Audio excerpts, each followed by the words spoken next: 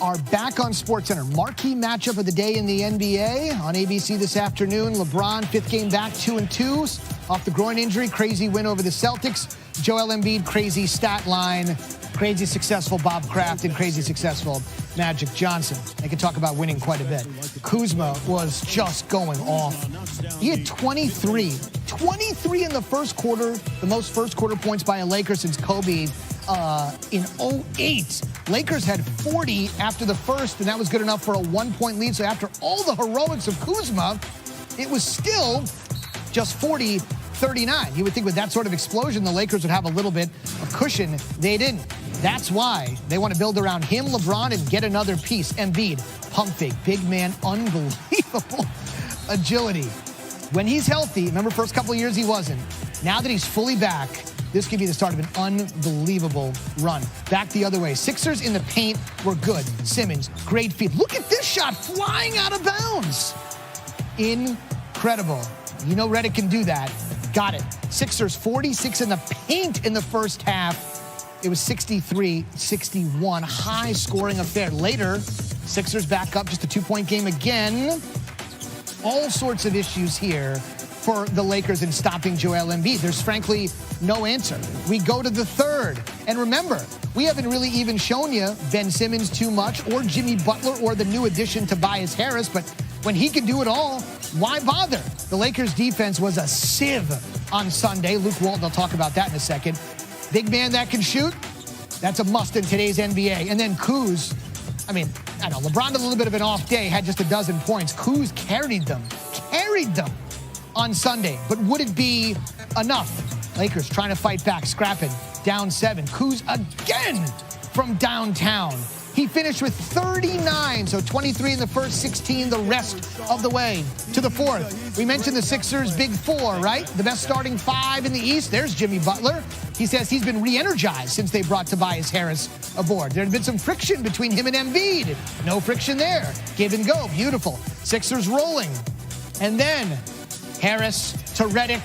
143 on the board for the Sixers. And that really irks Luke Walton. Defense is going to be everything for our group. This final stretch of the season. So tonight clearly was not good enough defensively. There's times Embiid just dribbled the ball the length of the court and dunked. Once we stopped missing, or we started missing a couple shots, and we were playing defense the way we were playing, that's what happens. And it's tough to win road games, especially against really good teams, if you're just going to try to outscore them. And that's kind of what happened to us tonight. Again, 143 in regulation, which actually doesn't seem odd for today's NBA. The Lakers have struggled since the beginning of the year. 25th in offensive efficiency. 21st in defensive. They've just got all sorts of problems. Lakers 7-12 since the start of the year, ranked for 24th in the NBA with that mark, tied with the Hawks, last seen circling the drain. I think we had too many breakdowns, way too many breakdowns. We scored the ball as well as you can score the ball, especially in that first quarter. But, we gave up too many pain points. We didn't keep the floor, shrunk and make many outside jumpers to begin the game. And once they start getting to the paint, then it kind of opened up everything else. Whether it's been injuries, now new players at the trade deadline, what is the different lineups and just the lack of continuity? How does that contribute to that, and how do you guys work through it? Yeah, it's gonna be like that, for a little bit until we, continue to get our lineup situated and continue to get the new guys that's here back acclimated and get myself as well back, in rhythm with the team. And we played. It didn't play so well in Indy, obviously. Played, well in the second half in Boston.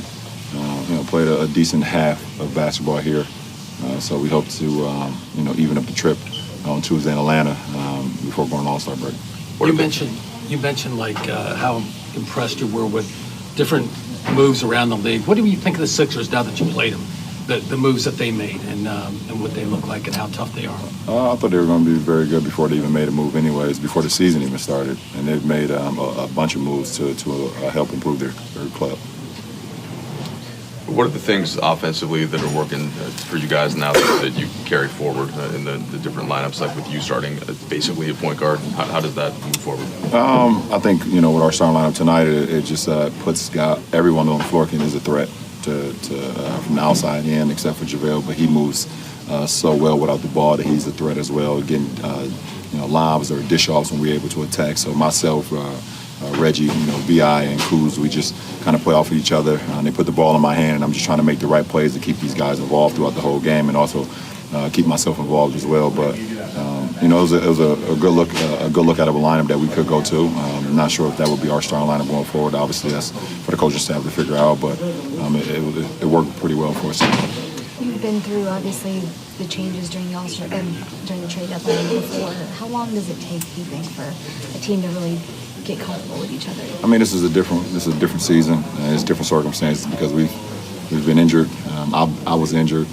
We've had guys that was in and out of the lineup throughout the whole season, and then we have a couple of new guys coming in. So this season is going to be totally different from the sense of how fast or how quickly we can try to fast track this so we can get back to playing the type of basketball we were playing before my injury. So like I said, we have a huge piece still now with us in Lonzo. That's a huge piece of our team. So until then, we have to continue to work our habits throughout our film sessions, throughout our shoot-arounds, and then when we have some time to practice, we have to do that as well and try to get some more continuity. Magic came here. Brandon threw you a lob that you caught on the right side. It was kind of thrown high, but you caught on the right side, finished on the left side. Is there any still mental process when you're going through the physical part? Yeah, it is, and he helped me out. B.I. helped me out on that lob to be able to get even closer to where I was before the injury. So, by him throwing that pass up there, I had to go get it. I was kind of wondering if I was going to feel something, but I didn't, and I was able to land and finish on the other side. So that's another good step in my recovery. Magic's here, and he said he thought it was important to kind of come talk to you guys. What do you think his presence here in Philadelphia meant to this locker room, and maybe you as well? No, I think he runs the team, and he felt the pulse of the team, either throughout the trade deadline or whatever the case may be. But just having him around, whenever that may be, is always good for the ball club. LeBron, as someone who's gone up against Golden State a lot in your career, especially the last 4 years in the finals and stuff, can you make a comparison at all to the Sixers team, to what you've seen from them? No, it's two different teams, two different makeups. Golden State is a well-oiled machine, and they've been that for the last 5 years. They've added KD, and he fit in perfectly to that puzzle piece. This team has been together for a couple years, but they've added some key pieces to their team just recently. If you talk about Jimmy and you talk about Tobias now, Mike Scott is going to be part of that rotation, as it seems, and Big Boban as well. So we have to see. No one knows. We have to see. And we can't compare, for any team right now to Golden State because they've just been together for so long.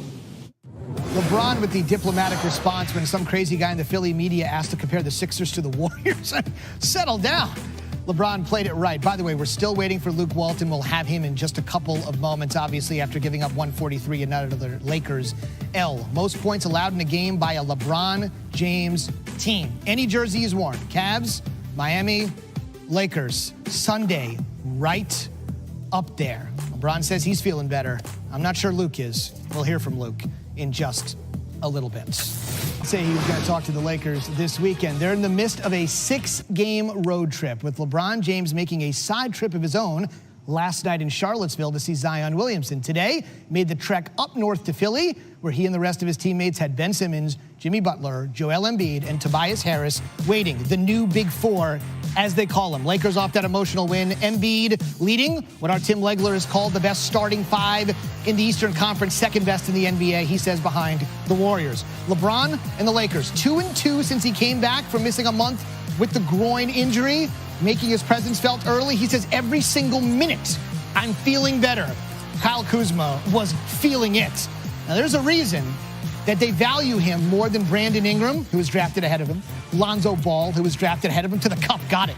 Now, they had to throw him in that deal for Anthony Davis because New Orleans knew we've got to get our hands on a guy like this. Finishing incredible Kuzma had 23 in the first quarter. We're tied at 61.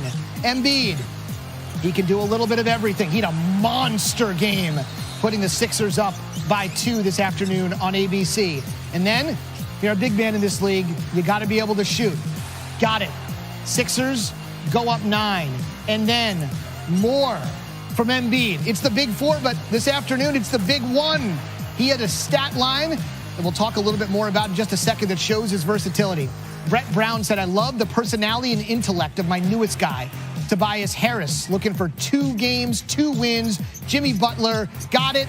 Sixers roll. Israel Gutierrez with Embiid. Oxy, and you heard him say, we're going for it. That's why Elton Brad made that deal to get Tobias Harris. Look at this stat line, 37 and 13. It's his 23rd game this season with 30 and 10. 4 more than the next closest guy, Giannis.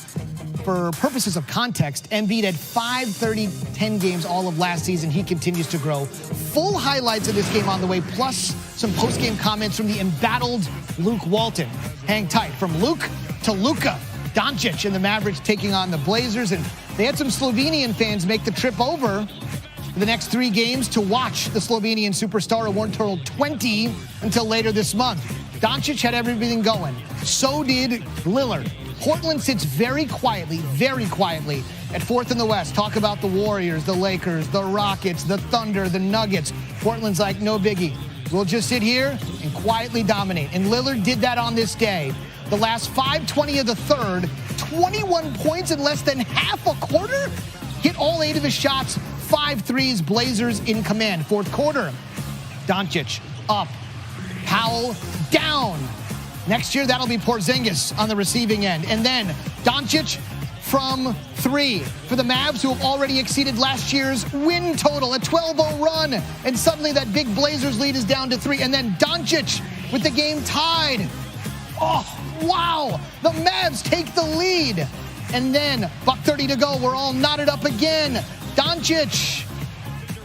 It counts. And the foul. He'd convert the 3-point play. Dallas by 3, 35 ticks to go. We saw Lillard. How about the other Blazer stud? McCollum, mid-range. I mean, anybody else in the NBA shot that anymore. 1-point deficit, ensuing possession. Put it in the hands of Doncic, holding the lead. 15 to go. Doncic for 3 to seal it. Off the mark. Blazers, one last chance. Here comes Lillard, who is so hot in the third, in the fourth, looking for the go-ahead score. No call. Mavericks sneak by, 102-101. The Blazers scored 9 points in the fourth quarter. Doncic himself is greater than the sum of its parts. Aristotle, old Greek dude, never heard of Oklahoma City. But if he had, the idea of breaking up superstars James Harden and Russell Westbrook would have led them to careers of mediocrity. But alas, nothing could be farther from the result. So with apologies to all Greek philosophers everywhere, Scoop Jackson takes a look at why sometimes you just don't need to keep the band together. Oh, how we love to dream. How we love to paint pictures in our minds of what could have been. Even when the current what is way better than anything we could have imagined. Here goes the beer with a left hand throw down! They started out together. You remember? Both straight out of Cali, 1 year apart. Just going there and helping, those guys out, like Kevin Durant and Russell, it's going to be a great honor. 2 parts of a Big 3 dynasty that never came to be. The Harden and Russ that kicked it in those same Thunder Blue unis back in 2012 were never supposed to evolve to this. Flying to the cup, 2-hand rim rocker. For them, this level was off limits. James Harden is good. To be the league's reigning back-to-back MVPs, let alone to become 2 of the best and most unique players the game has ever seen? Never. They were never supposed to turn up like this. Elevates it, throws down, step back 3. Harden connects, Primal screen, another triple-double. Harden pulls back, good! But they did. Both came from under that KD shadow. One said, why not? The other told you, I'm gonna be a star. 61! Triple-double. Dreams conquered. Yes, there is a small part of us that wishes they were still together. But we all know that Russell Westbrook and James Harden would have never gotten to this sacred place had things remained the same. That's facts. Still, we can dream. Can't we? We can. So they've been rivals for 7 seasons now. Both have had nearly identical results year after year. They've both been named to 5 All-NBA teams. Both have 4 top 5 MVP finishes. And Westbrook, of course, won in 2017. Harden in 2018. Jalen, is there a world in which you could envision these guys on the same team succeeding? Absolutely not, because when they were young players, they both were gravitating to try to figure out if they could be the best player on their team. And both of those guys went on to be MVPs in their own right. And so for James, he's led the league in points 3 times, Russ once. James once in assists, Russ twice in assists. But here's my favorite, usage. Harden has led the league in usage, meaning the time he dominates the ball the last 2 seasons. Russ, who also dominates the ball, Mr. Big Shot, and is averaging another triple-double, has led the league in usage twice. It's not enough basketballs for both of those guys. Wait, hold on, because I wanted you to be GM guy, right? So you're Sam Presti. You had at one point on your roster Westbrook, Durant, Harden, and Serge Ibaka. Now, obviously, you couldn't control KD's decision. Yeah. Are you satisfied that you held on to the right guy? No. I'm not satisfied. I mean, listen, so basically what you're asking me is this. Am I satisfied that I kept Serge Ibaka over James Harden? No. I'm not. This guy went on to become the MVP of the league and one of the best offensive players maybe to ever lace him up. I would have had to try to work that one out. But hindsight is 20/20. Sure, yep. And I do agree with Jalen. They wouldn't have both reached their potential together, but maybe a small sample size together, learning how to play with one another, with all the talent that these guys in Golden State has, maybe gives them opportunity to win. Man, listen, have you thought of a singing group that broke up that's been this successful? The Jackson 5. The Jackson 5, not at this level. You know, not at this level. Well, one guy becomes successful. You know, Michael Jackson, you got all 3 guys becoming great, becoming all-time players. And the big question is, what if? I would have held on to Harden. I'm more biased. Would have, all right. I'm more biased to my wing guys, and I believe you need that dynamic wing to win a championship. But it's been unbelievable, and I appreciate greatness and watching them flourish on their separate teams. Durant being the lead, winning the championships. These guys coming through the way they're coming through with MVPs, putting historic seasons together. I'm just a fan of watching this, and I love what Harden. I'm going to be biased to Harden. That's fine. Because he's a perimeter player, and I'm more biased toward perimeter guys that you need to win a championship. How good is Sam Presti at his job? Oh, man, he can eye some talent. Man, and then replace KD with Paul George. It's done an amazing I'm thinking job. about bands that broke up and everyone made it. All right, Like the bands that broke up. None has been more successful than this trio. NBA Sunday Showcase. But I seen somebody leave the band and go get another championship. Presented by Mountain Dew Ice. LeBron, Lakers, Joel Embiid. Oh, and Tobias Harris. Ray Allen. Coverage begins NBA Countdown at 3. And also on the app. I would have liked to see Embiid. Once again, celebrating. There you go. Chinese. Oh, here's the answer. NWA. Wu-Tang Clan is the answer. I would have liked to No, there are more answers than that. Here we go. Our cool display. That's it. That means they all got to break up and go platinum. The pig. I'm really glad these important words are getting heard, you guys. Speaking of celebrating Rockets, Kenneth Fareed. Yeah, little resurgence there. We're going to get a little specific about that next. Method Man, Ray. There's like OD.